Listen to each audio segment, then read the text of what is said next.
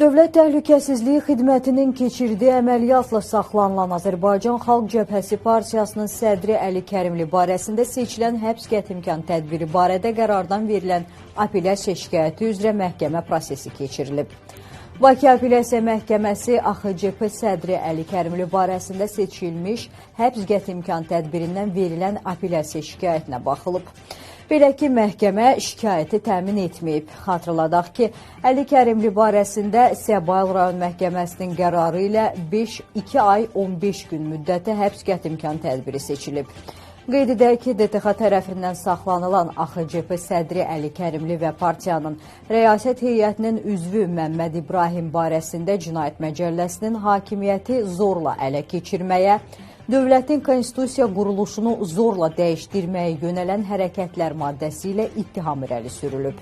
Hər iki şəxs Ramiz Mehdiyev barəsində DTX-də başlanılmış cinayət işi çərçivəsində saxlanılıb.